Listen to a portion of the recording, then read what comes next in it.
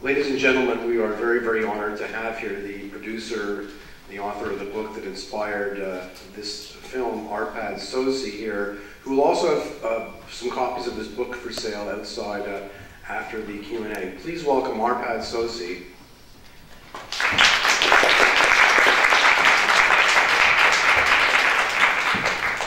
And thank you very much for having me. It's a very interesting festival. Normally I wouldn't have been here at this time, but I thought, okay, this would be a good idea. Actually, the film came first. This book just came out. This is what they call the pre-publishing copy, and it's the big publishing happens in 2 weeks' time, and then it's available on Amazon, etc. I can gladly answer any questions. I thought I would tell you a few things. I can now tell you who Stelian was, the informer on Laszlo Tőkés, because I got the official file, not file on him, the official document from the Securitate Archives people, where they state now, black and white, that Dr. Tibor Barta, he's a surgeon in Budapest. He was the husband of one of Laszlo Tőkés. He was the husband to one of the sisters of Laszlo Tőkés, and his specific duty was indeed to woo her, marry her, and then inform on the entire family. So his name is Dr. Tibor Barta. I gave him many chances to talk to me. We did another interview after the one you heard where I changed his voice. I said, you deny everything, why don't you just sue Laszlo Tőkés? Because you could make a fortune if you can prove that you're not the spy, Stelian. And he says, Laszlo Tőkés has better cards than I have, and I'd rather not go into that. So he gave up, and he stopped medicine. His colleagues won't work with him anymore. And the rumor has it that he's left Hungary and he's working as a doctor in another European country. So that is the story of Dr. Tibor Barta. And a couple of things still aren't clear to me. However, we were able to talk to a former KGB agent, and he told us that he was sent into Timisoara on December 16th. And he would not go into any details at all about what he did there.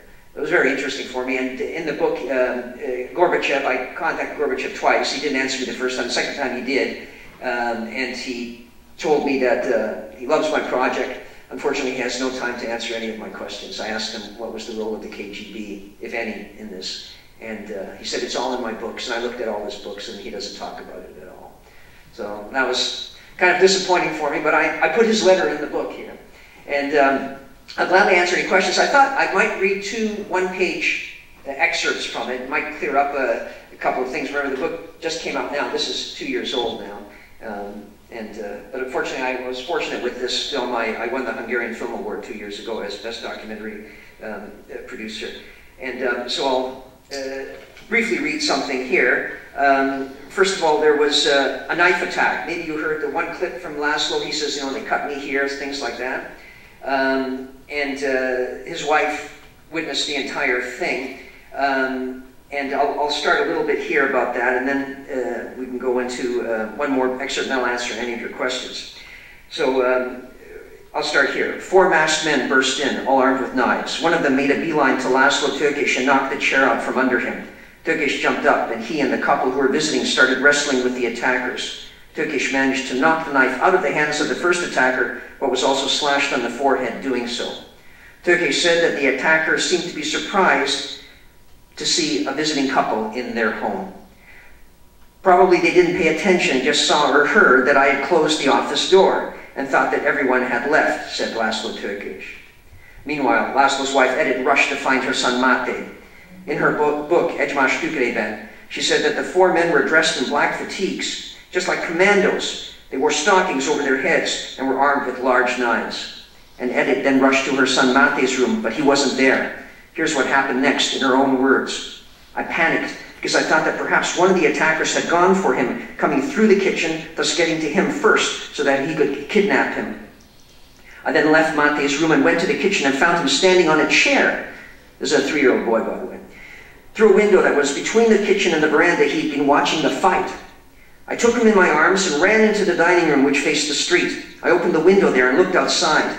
The street was empty and dark. The dining room windows were tall, and I could have gotten through them to get to the street, but I would have had a hard time getting Mate out, considering the height down to the street level. I couldn't decide what to do. Should we escape through the windows and jump, or should we stay in the apartment, since I found the street scene rather terrifying also? And anyway, I was very concerned about the scene at the veranda and about what had happened to Laszlo and the others. I was scared that they had been killed, since otherwise, why would the attackers be armed with knives? I will never forget the scene at the veranda where I saw a knife's blade glisten in the hands of one of the attackers. Later, it turned out to be a bayonet. So I put Mate on the windowsill of the dining room window, but he was very scared and started to cry. He held on to me tightly, and we got ready to jump from the window. As I faced the darkness of the street, I was terrified by the thought that they will kill us all and will disappear without a trace. Images of my friends kept appearing in my head who had come here on a weekly basis, people like Miklos Kovac and his group, who had been telling the world about what was happening to us. And yet the fighting went on. Chairs were thrown, and Laszlo used his physique to show he was no pushover. Still, the fight couldn't go on for more than another minute before he and the others would get the worst of it. And Edith was already accepting their fate as she agonized whether to jump from the window with Mate or not. I felt that Romania was an unbearable prison, and the regime was pure hell because your life was never secure. The whole fight only lasted a couple of minutes, and I'll never forget my struggle to decide, do I stay in the apartment since it's possible that they'll come after us also, or do I escape with Mate into the dark of night? I was already on the windowsill when my name was screamed out loud. Our friend's wife was shaking with fear at the entrance to our kitchen and said that I should go quickly to the veranda. She was barely able to spit it out that everyone was still alive. All three of them were then standing at the veranda, and our entrance door was hanging from its hinges. Laszlo's nose was bleeding, and he had been slashed on the head. It sounds crazy, but I was convinced that they had come to kill us. But they wouldn't, because we weren't alone, and our guests would have been witnesses to it all. The attackers ran off, but on the ground they left a bayonet. We called the police right away, as well as our family doctor, Ildiko Barani, who treated Laszlo's gash. The police asked us the usual questions. They gathered up all the evidence, including the bayonet, but later they denied that they had such a thing. In Turkish Securitate file, there is a brief mention that eavesdropping equipment picked up the attack, but there is no mention that the operation was planned by the Securitate. However, it is to be noted that when it came to physical attacks or brutality during interrogations, agents never wrote about that in their reports. 5 days after the attack on Tuesday, November 7th, 2 plainclothes police officers visited Turkish and told him that they believed he had staged the whole thing. There are other things that I talk about in the book. There was one thing that didn't make this, because it had nothing to do with the revolution per se, but I was involved in a human rights group, the Hungarian Human Rights Foundation. I was a producer at CTV. And I had to be very careful about conflict of interest. I wasn't working in the news department. Had I worked in the news department, I couldn't have done any of this. I was working on a lifestyle show. In my spare time, I did what I could. I had great contacts in the media, and I distributed things through our underground news network from Romania. The Romanian secret police never caught us. Never caught those people, rather, bringing stuff out to us in the West. And we used diplomatic pouches from various ambassadors, and they were helping us. There was a great guy, a Dutch ambassador. His name was Stork, Cohen Stork. He's a fantastic guy, risked his life many times for us. Even rode on bicycle from Bucharest all the way to a city called Târgu to deliver stuff to our couriers. And then they went by train back to Budapest. And then we had an incident in 1985. I started this human rights group here in Toronto, in Canada, rather, in 1984. In 1985, May 10th, 1985 was the CSCE Conference on Human Rights. And we thought, let's do a demonstration against Romanians. Against Ceausescu, not against Romanians, against Ceausescu. That was May 10th, 1985. And about 3 weeks before that, or 2 weeks before that, I had to phone the chief of police here to make sure everything was okay with the permit. And this is what I hear. So Mr. Szoczi, what's it like breaking into the Romanian consulate? I said, what? You heard me. What's it like breaking into the Romanian consulate? I said, I don't know what you're talking about. Oh, no? Do you know George Medjuri and Joe Gaspar? I said, yeah, they're members of our group in Montreal. Yeah, and they're in jail. I said, what? Why? And he said, they broke into the Romanian consulate, and they're going to be looking at doing some serious time. So I phoned Laszlo's brother in Montreal, István, because I was positive he knew about it. And I just talked to him the day before, and I said, everything okay? And he says, yeah, there's a little problem here, but I'm dealing with it. So I said, don't you ever do that again to me. I look like a liar. And I look crazy in front of that police inspector. They may pull this permit to demonstrate. They didn't in the end. although they tried.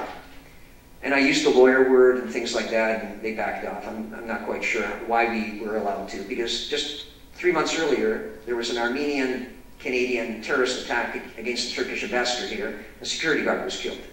They had all the rights in the world to pull that permit away from us. So anyway, these two guys, George Gash, they were both students at McGill University. Political science, this is now end of April, 2 weeks before the demonstration. They're in jail. But they've been released now, but there's going to be a court case against them. We get a lawyer in Montreal, and we have a meeting with the Protestant minister, Hungarian Protestant minister in Montreal, who was an American Hungarian, and he had contacts in the Secret Service in the United States.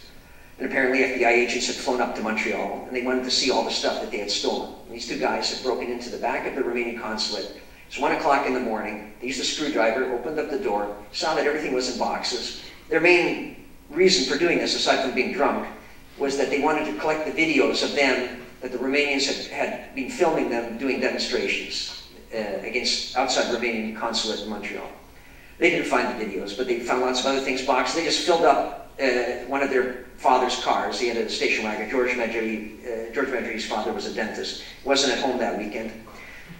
Luckily for him, or unluckily, and they filled up this streetcar, this station wagon, and they took off, and they knocked on István Tökés's door, rang the buzzer rather, at 3 o'clock in the morning, and he said, "What are you guys doing here?" And they said, "Well, we just broke into the Romanian consulate, can we leave the stuff here?"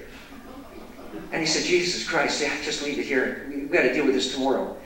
And so they went home, they slept it off. Joe Gaspar went for a walk early in the morning, realized he had problems. He phoned the Catholic priest, told him everything. And on the way back, he's arrested by Canadian security forces. Somebody had recognized him, somehow. It's unclear. I'm not allowed to see the file. Nobody's allowed to see the file on this, by the way. I've asked. And then now the other guy, George Medjugorje, the guy who boarded his dad's car, he's also gone out for a walk, and he comes back, and he sees his home is flooded with police officers, and Joe Gaspar is sitting in handcuffs in the living room looking very sad out the window. So the detective sees him, comes out, and he says, "Are you Medjugorje?" And he goes, "Yes, I am." And he goes, "Do you know why we're here?" And he goes, "I got a pretty good idea." And he says, "Where's the stuff?" And he goes, "Let's make a deal. Take the cuffs off Gaspar, Joe Gaspar. He comes with me, we get the